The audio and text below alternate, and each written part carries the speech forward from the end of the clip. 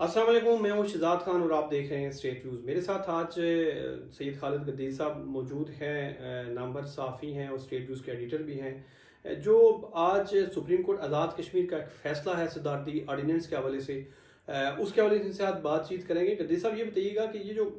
سب سے پہلے تو یہ بتائیں کہ سپریم کورٹ نے اس صدارتی آرڈیننس کو معطل کیوں کیا؟ اس میں ایسی کیا خامی موجود تھی جس کو سمجھتے ہوئے سپریم کورٹ نے اس آرڈیننس کو جو ہے معطل کیا ہے؟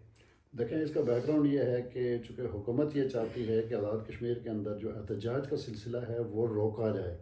تو اس کے ساتھ انہوں نے کچھ ایسی شکیں ایڈ کی کہ جس کی بنیاد پہ تقریباً 14 FIRs آزاد کشمیر کے اندر جو ہے نا وہ درج ہو گئیں، جن کے جو لوگ روڈ کے اوپر آئے۔ اب حقوق اور جواب دہی یہ عوام اور جو ہے نا حکومت کے درمیان ایک معاملہ رہتا ہے، تو اس کے اوپر یہ آرڈیننس لے کے آ گئے جس کو لوگوں نے کہا کہ یہ انسانی حقوق کی خلاف ورزی ہے۔ تو اس کو وکلا برادری نے ہائی کورٹ میں چیلنج کیا، ہائی کورٹ نے اس کو رد کر دیا اس اپیل کو، اور اس کے بعد وہ سپریم کورٹ میں لے گئے، تو سپریم کورٹ نے یہ جو آرڈیننس ہے اس کو معطل کر دیا۔ قبل ازیں اس کے اوپر جو اس کو لے کے جانا تھا اسمبلی کے اندر، تو کیبنٹ سے منظوری کے دوران پیپلز پارٹی اور مسلم لیگ کی یہ رائے تھی کہ اس کو گریٹ ڈیبیٹ کے لیے عوامی جو فورمز ہیں ان کے اوپر لے آیا جائے۔ تو 4 رکنی کمیٹی قائم ہوئی، فیصل راٹھور صاحب، عبدالوحید صاحب، اس کے بعد چغتائی صاحب، دیوان چغتائی صاحب اس میں موجود ہیں، اور ایک کرنل وقار نور صاحب۔ یہ 4 لوگوں کے اوپر حکومتی کمیٹی ہے جو اس پہ ڈیبیٹ کرے گی، اور ان کا خیال یہ ہے کہ اس میں سب مکتبہ فکر کو جو ہے نا ان کی رائے بھی آ جائے، تاکہ کمپریہنسو کوئی چیز، اگر چونکہ اس کو پیسفل آرڈیننس کا نام دیا ہے انہوں نے، تو پیسفل آرڈیننس کو پیسفل بنانے کے لیے، چونکہ سارے عوام جو ہے نا اس پیسفل آرڈیننس کے خلاف پیسفل نہیں رہے، تو اس کو انہوں نے کہا کہ ڈیبیٹ کر لی جانی چاہیے۔ تو سارے مکتبہ فکر کے لوگوں کو قدیر صاحب یہ بتائیں، اس میں کبھی یہ سپریم کورٹ نے اس آرڈیننس کو معطل کر دیا، تو کیا یہ جو کمیٹی قائم ہے یہ اب بھی اس کے اوپر کام کرے گی؟ دیکھیں، 2 ڈفرینٹ، اب چونکہ معطل ہو گیا ہے آرڈیننس، تو اس کے اوپر 5 دسمبر کو انہوں نے ہڑتال کی کال دے رکھی تھی ایکشن کمیٹی نے، تو وہ بھی آئی تھنک ہم نے یہ سجیسٹ کیا تھا کہ اس کو اب مؤخر کر دیں، چونکہ ایک نیریٹو ہے جو حکومت یہاں فیڈرل میں آ کے پیش کرتی ہے، اور یہ کہا جاتا ہے کہ آزاد کشمیر میں خدا نخواستہ شاید پاکستان مخالف قوتیں زور پکڑ رہی ہیں، حالانکہ ان کا لوگوں کا جو مطالبات ہوتے ہیں وہ آزاد کشمیر حکومت سے ہوتے ہیں، لیکن وہ یہاں پہ آ کے ایک ڈفرینٹ نیریٹو پیش کرتے ہیں، جس کے لیے پھر اب یہ بھی کہا جا رہا ہے کہ آزاد کشمیر کے اندر ایک فورس بھی تعینات کی جا رہی ہے۔ تو جو بات آپ نے پوچھی ہے اس کا یہ ہے کہ اب چونکہ وہ معطل ہو گیا ہے، تو کیبنٹ کے اندر ہونے والا جو پروسیس تھا قانون سازی کے لیے لانے کے لیے، تو قانون سازی تو اس پہ نہیں ہو سکتی کیونکہ وہ آگے کیبنٹ میں بھی اسمبلی میں نہیں جائے گا، لیکن اس پہ بات چیت جو ہے نا تو کیا ہونی چاہیے۔ اس آرڈیننس کو منسوخ سمجھا جائے، جسٹ ابھی صرف معطل کی حد تک ہی اس کو تصور کیا جائے؟ دیکھیں، آرڈیننس کی جو مدت ہوتی ہے وہ 6 مہینے ہے، 6 مہینے کے اندر اگر وہ قانون بن جاتا ہے تو اوکے، ادروائز ایک اور طریقہ اس کا یہ ہے کہ دوبارہ سے بھی اس آرڈیننس کو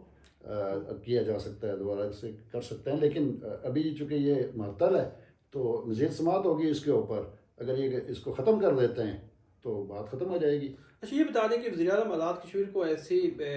کیا ضرورت پیش آئی کہ ایک ایسا آرڈیننس لے کے آئیں کہ جس میں جو نامور وکیل ہیں آج جو سپریم کورٹ میں پیش بھی ہوئے، راجہ سجاد ایڈوکیٹ، وہ بھی بات کر رہے تھے کہ کوئی جنازہ ہے، اگر وہاں کی کسی کو تعزیتی ریفرنس ہے وہاں پہ بات کرنے کی پابندی ہے، کوئی شادی ہے تو اس کے اوپر بھی پابندی ہے، کہ ہم اس کو آرڈیننس کو انہوں نے بڑے آسان الفاظ میں یہ ڈیفائن کیا کہ اگر کسی کا جنازہ ہے تو وہ پہلے جا کے ہفتہ 10 دن ڈی سی کو یا جو انتظامیہ اس کو بتا دے کہ میں مرنے جا رہا ہوں اور میرے حوالے سے جو تعزیتی ریفرنس ہے تو مجھے اس کی اجازت دی جائے۔ تو انوار سرکار کو کیا ایسی ضرورت پیش ہے کہ ایک ایسا پرائم منسٹر بڑے ان کے ساتھ ہمیں کام کا تجربہ بھی ہے، تو پہلے شاید ہمیں آئیڈیا نہیں ہو، لیکن اب جب وہ وزیر اعظم ان کے پاس اختیار ہے تو ان کے کام کا آئیڈیا ہمیں ہو رہا ہے۔ وہ کنسپریسیز کے اوپر اپنے جو ہے نا وہ اقدامات کرتے ہیں۔ اب ایک طرف انہوں نے یہ آرڈیننس لایا ادھر بتانے کے لیے فیڈرل میں کہ جی دیکھیں جی ہم وہ تم کو روکنا چاہ رہے ہیں جو پاکستان مخالف ہیں، حالانکہ ایسی کوئی بات ہے نہیں، لوگ اپنے حقوق کی بات کر رہے ہیں جو آزاد حکومت سے متعلق ہیں، اور دوسری طرف وہ لوگوں کو یہ کہہ رہے ہیں کہ جی دیکھیں آپ پیسفل پروٹیسٹ کریں، اور خود چونکہ ان کی اپنی پارٹی ہے کوئی نہیں، تو وہ یہ کسی اور کے متھے لگا دیتے ہیں کہ وائٹ ہاؤس سے یا کسی دوسری جگہ سے یہ آرڈیننس آیا ہے۔ تو ایسی کوئی بات نہیں، ہمارے پاس بھی انفارمیشن ہے، تو جن قوتوں کو وہ سامنے رکھ کر لوگوں کے سامنے پیش کرتے ہیں وہ بھی نہیں ہے، اور جو فیڈرل گورنمنٹ کو آ کے بتاتے ہیں وہ بھی نہیں ہے۔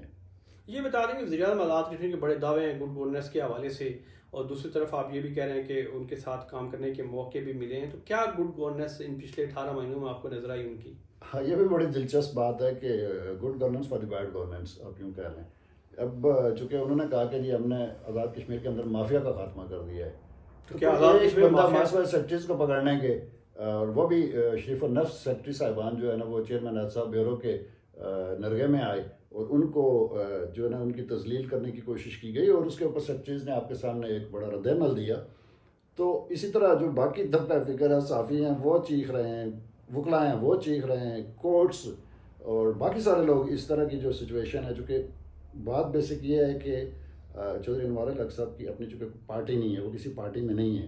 وہ خود غیر رجسٹرڈ ہیں، اور وہ یہ قدغن لگانے جا رہے ہیں کہ آپ نے احتجاج کرنا ہے میرے اقدامات کے خلاف یا حکومت کے اقدامات کے خلاف تو وہ ہم سے پوچھ کے کریں. اور دوسری بات ایک اور، ابھی چونکہ اس سبجیکٹ کو انہوں نے شاید کسی سد خانہ میں ڈال دیا ہے، وہ یہ ہے کہ انہوں نے ایک آرڈیننس میں ترمیم، ایک قانون میں ترمیم کر کے خود کو کمیونٹی بنا دیا ہے کہ اگر آپ وزیر اعظم، وزراء، بیوروکریسی کے حوالے سے کوئی تنقید کرتے ہیں، تذلیل نہیں، تضحیک نہیں، لیکن تنقید کرتے ہیں ان کے اقدامات کے اوپر، پالیسیز کے اوپر، تو بھی آپ کے خلاف پرچہ کٹے گا. وہ ابھی ہونا ہے. ابھی گدی صاحب، جمہوری معاشروں میں تو ہم نے یہ دیکھا ہے کہ ابھی ریسنٹلی آپ نے دیکھا کہ پاکستان کے اندر ڈی چوک میں لوگ پہنچے، تحریک انصاف جو احتجاج کے طور پہ ان کے ساتھ آگے چلیں، وہ کیا وہ الگ ڈیبیٹ ہے، لیکن احتجاج تو ایک جمہوری معاشرے کا ایک حسن ہے. تو وزیر اعظم اس طرف کیوں جا رہے ہیں؟ ان کی کیا ٹیم میں ایسے لوگ شامل ہیں یا وہ خود ساختہ کچھ چیزیں سوچ کے کرنا شروع کر دیتے ہیں؟ دیکھیں، آزاد کشمیر کے وزیر اعظم چودھری انوار الحق صاحب، آپ دیکھیں کہ کتنا بڑا برہن ہے وہ، کہ جب وہ وزیر اعظم منتخب ہو رہے تھے تو انہوں نے، وہ اسپیکر بھی تھے، اور جب وزیر اعظم منتخب ہو گئے تو وہ چونکہ کورٹ میں معاملہ ابھی ڈسکشن اس پہ جاری ہے، تو وہ دیکھیں کہ انہوں نے سب کو جو ہے نا اپنی اپنی کہانی سنا کے، پیپلز پارٹی کو ایک کہانی سنائی، اسٹیبلشمنٹ کو دوسری کہانی سنائی، پی ٹی آئی کو ایک کہانی سنائی، اور پھر مسلم لیگ اور پیپلز پارٹی کو بھی ایک کہانی سنا کر وہ 48 ووٹ لے کے وزیر اعظم منتخب ہو گئے. تو کہتے ہیں کیا بتاؤ. یہ تھا ہمارا آج کا پروگرام، جس میں جو صدارتی آرڈیننس کے حوالے سے سپریم کورٹ کا فیصلہ ہے اس کے اوپر سید خالد گدیری صاحب کی گفتگو سنی کی ہے. اس کے ساتھ مجھے دیجیے اجازت. اللہ حافظ.